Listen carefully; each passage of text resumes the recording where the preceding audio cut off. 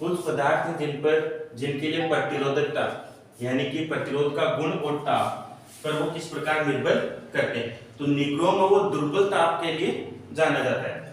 तो दुर्बल ताप के लिए जाना जाता है, तो इसके लिए प्रतिरोधकता माइक्रो ओममीटर में लेंगे और ताप केल्विन में। तो ये ग्राफ। दूसरा आता है अर्धचालक। अर्धचालकों के लिए ताप का मान बढ़ाते हैं तो प्रतिरोधकता का मान घटता है, और ताप का मान कम करते हैं तो प्रतिरोधकता का मान बढ़ जाता है। धातु और चालकों के लिए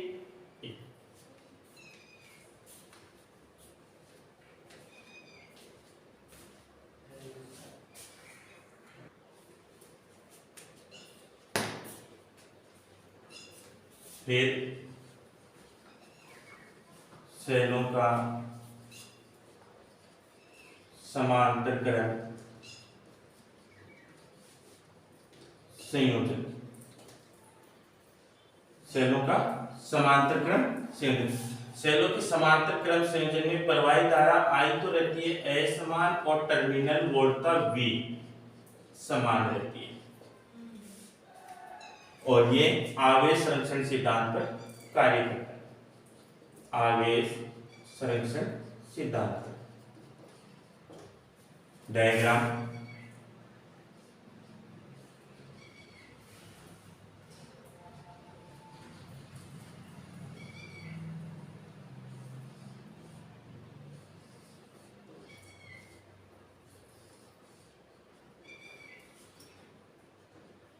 ये एक सेल जिसका विद्युत वाहक बल E1, दूसरा जिसका विद्युत वाहक बल E2। आंतरिक प्रतिरोध स्मॉल r1 स्मॉल r2। प्रवाहित धारा I, अब I असमान रहती है तो ऐसे धारा विभाजित हो जाती है। पहले वाले में I1, दूसरे वाले में I2। असमान धारा थी I, तो I बराबर I1 प्लस I2। विद्युत वाहक बल और टर्मिनल वोल्टता में संबंध था V बराबर E minus I R। I का मान निकालेंगे, I R बराबर E माइनस V।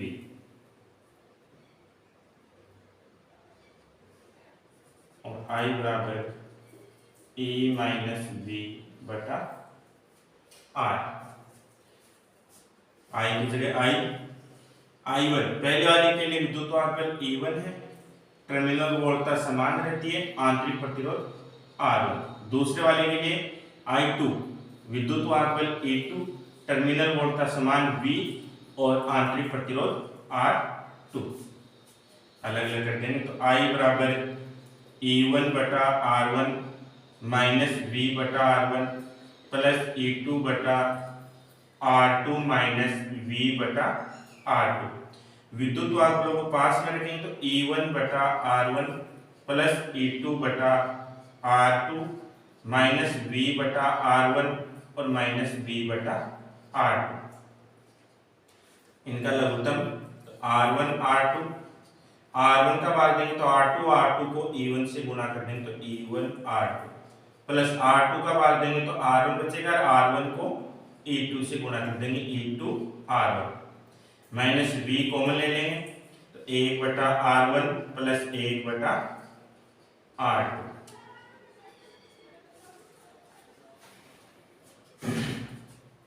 ये वाला पद बराबर के उधर जाएगा तो प्लस का, तो V 1 बटा R1 प्लस 1 बटा R2।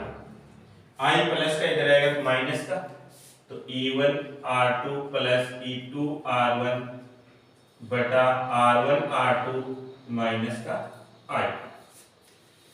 सरल करो, R1 R2 लघुत्तम, R1 का भाग देंगे तो R2 और R2 का भाग देंगे तो R1। V E1 R2 plus E2 R1 बटा R1 R2 minus I। V के गुणांक कुछ नहीं, केवल V है तो जो भी गुणांक है उसका भाग देंगे। R1 R2 बटा R2 प्लस R1 से समीकरण को गुणा। करने पर, तो V R2 प्लस R1 बटा R1 R2 गुणा करना है R1 R2 बटा R2 प्लस R1 बराबर E1 R2 plus E2 R1 बटा R1 R2 गुणा करना है R1 R2 बटा R2 plus R1 minus I R1 R2 बटा R2 plus R1, R1 R2 से R1 R2 कट गया, R1 R2 से R1 R2, R2 plus R1 से R2 प्लस R1। अब बच गया V बराबर E1 R2 plus E2 R1 बटा R2 plus R1 minus I R1 R2 बटा R2 plus R1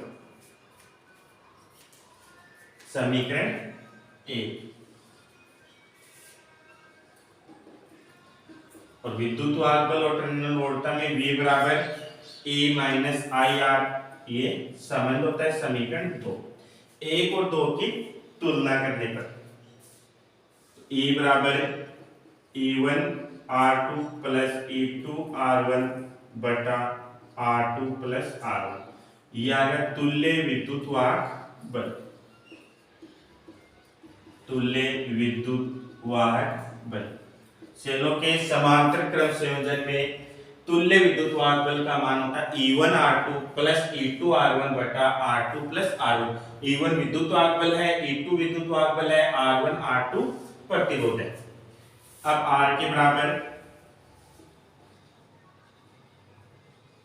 R1 R2 बटा R2 प्लस R1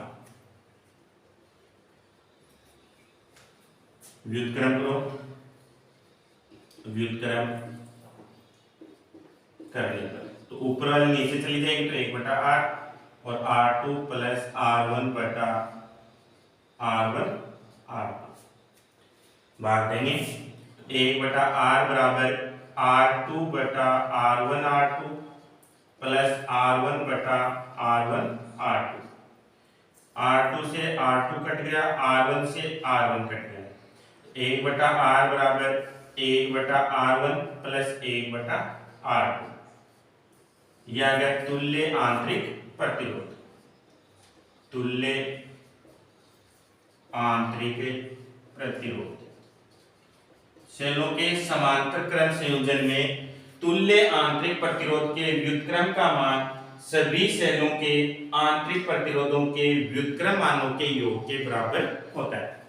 तो तुल्य विद्युत वाहक बल आता है E1 R2 plus E2 R1 बटा R1 प्लस R2 और तुल्य आंतरिक प्रतिरोध सभी सेलों के आंतरिक प्रतिरोधों के व्युत्क्रम मानों के योग के बराबर होता है।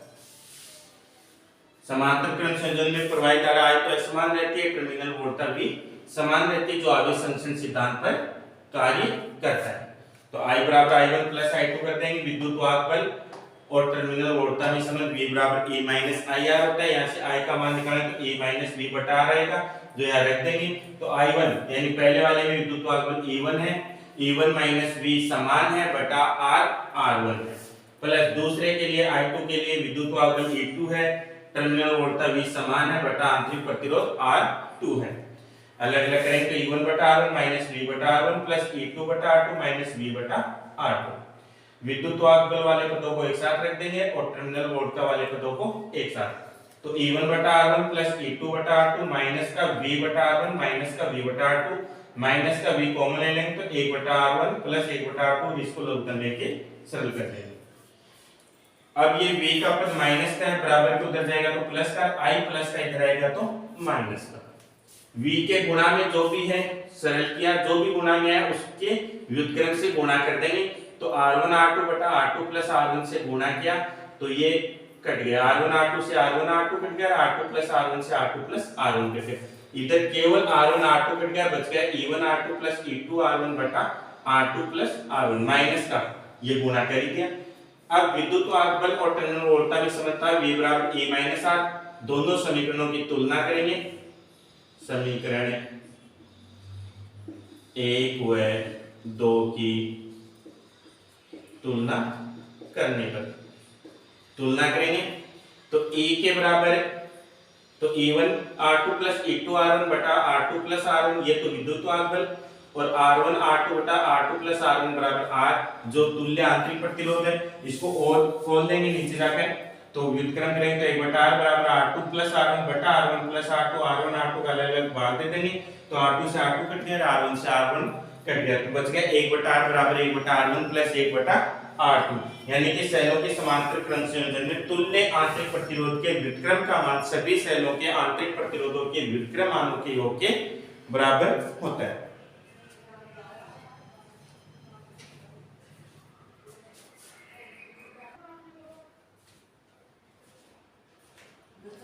फिर आता है किरचॉफ का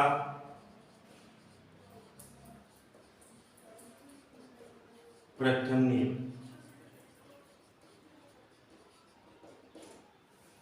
किरचॉफ के प्रथम नियम को संधि नियम भी कहा जाता है। संधि नियम या धारा नियम भी कहते हैं। तो किरचॉफ के प्रथम नियम को संधि नियम या धारा नियम भी कहते हैं। क्यों? क्योंकि किसी भी संधि बिंदु पर आने वाली धारा और जाने वाली धारा दोनों का बीजगणितीय योग सदैव शून्य होता है। सबमिशन I बराबर 0।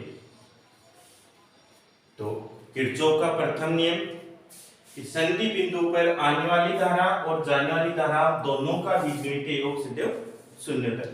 जो संधि बिंदु की तरफ आती है, संधि बिंदु की तरफ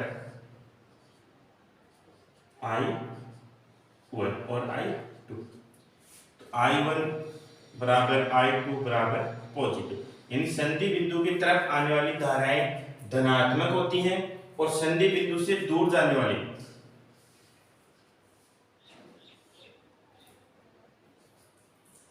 I1 I2 ये दूर जा रही है तो ऋणात्मक यानी संधि बिंदु की तरफ आने वाली धाराएं धनात्मक होती हैं और संधि बिंदु से दूर जाने वाली धाराएं धनात्मक होती हैं। किरचॉफ का प्रथम नियम है वो आवेश संरक्षण सिद्धांत पर कार्य करता है। आवेश संरक्षण सिद्धांत तो प्रथम नियम कि किसी भी संधि बिंदु पर धाराओं का बीजगणितीय योग सदैव शून्य होता है। इसे संधि नियम या धारा नियम कहते हैं। संधि बिंदु की तरफ आने वाली धाराएं धनात्मक होती हैं और संधि बिंदु से दूर जाने वाली धाराएं ऋणात्मक होती हैं। फिर है दूसरा नियम किरचॉफ का द्वितीय नियम।